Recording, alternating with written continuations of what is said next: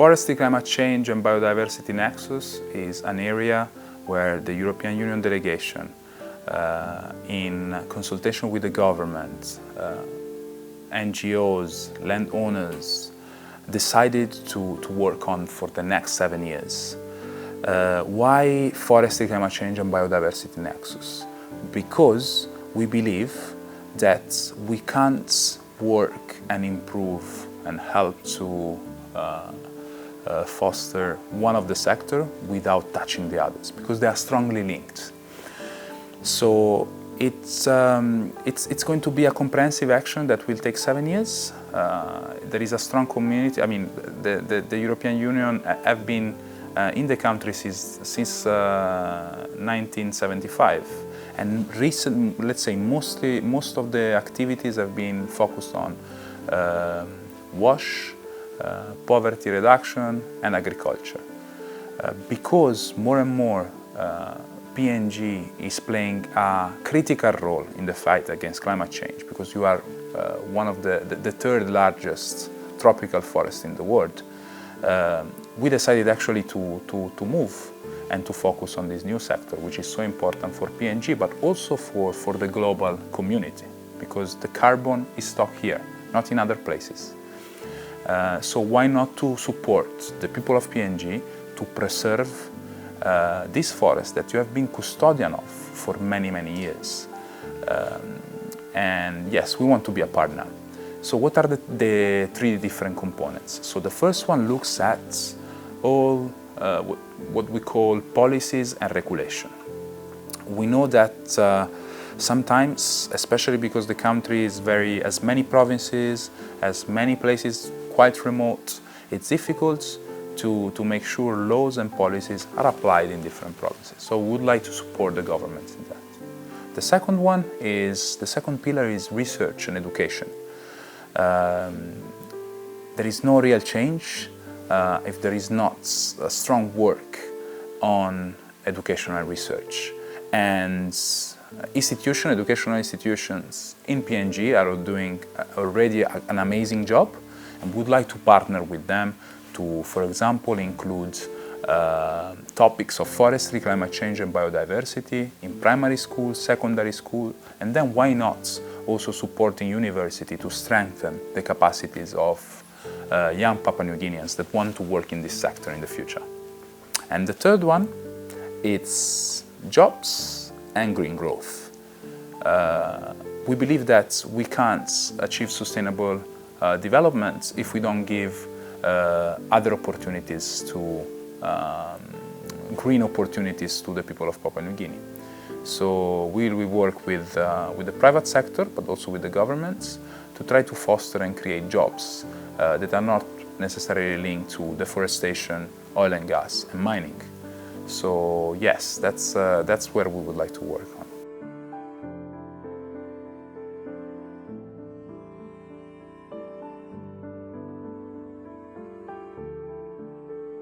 The beneficiaries are strongly linked to our sector. So as identified, there are three sectors. When we are looking at policies and regulation, we will engage mostly with the central government, but of course with provincial administration, who are the people that are on the front line, right? And I mean, we see it not in the short term, but in the long term that might have a strong impact on the people of Papua New Guinea. For what it concerns educational research, we'll be working directly with educational institutions, and the beneficiaries will be all those young Papua New Guineans that want to pursue a career or want to upskill themselves in topics related to forestry, climate change and biodiversity. It could be natural resource management, it could be environmental engineering, renewable energy engineering, and so on.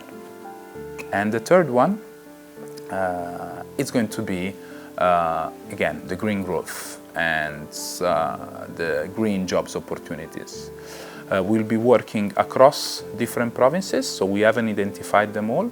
We might actually work in the Managalas area for a conservation area that was launched 2 years ago, and it is strongly supported by the provincial administration, the governor, and the central governments.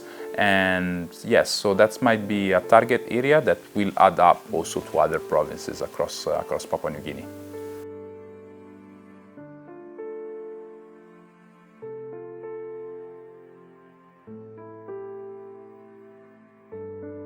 We are right now in the inception phase, so we are basically talking to stakeholders and we are saying, so yeah, how are we going to do this? You know, how would you like us to support you?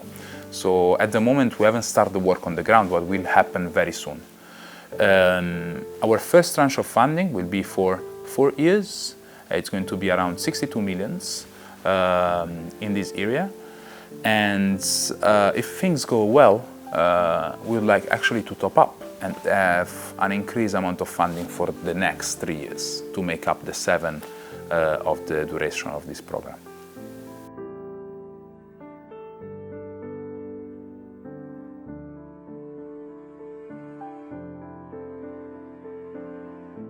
For what it concerns policy and regulation, we'd like to see and would like to support the government to have, for example, a clear database on forest resources, natural resources. So let's imagine you are a landowner that is based in Port Moresby, and you have your piece of lands in some place very remote. You can't go and check on it every day, right?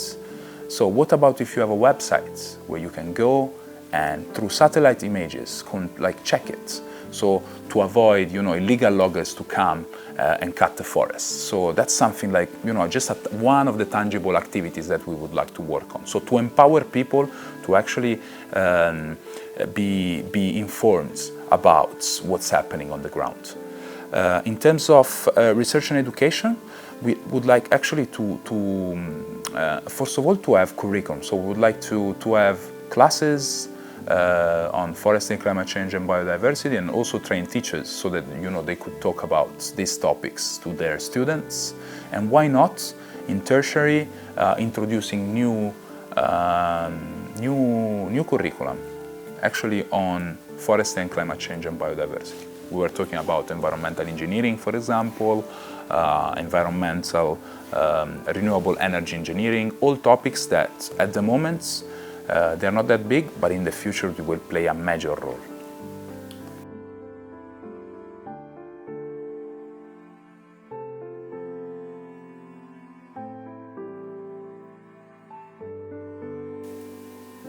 Our policies on forestry, climate change and biodiversity are PNG government policies. So we want to support as much as possible the government at different levels, so at the central level, but at the provincial level as well, to make sure they have the right policies that respond to the needs of the people of PNG.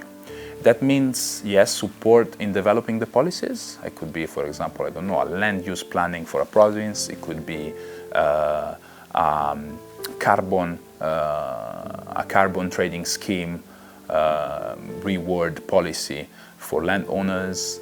And it's not only about drafting the policies, but it's also about enforcement.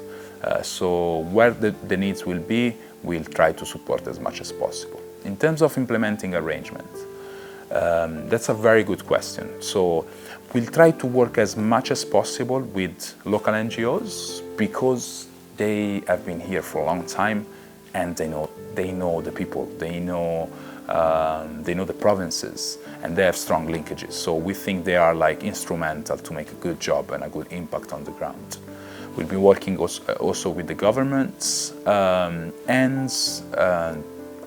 also with the private sector as much as possible. So we believe that actually the private sector, especially for those what we call green jobs, can make a difference to provide an alternative for people of Papua New Guinea.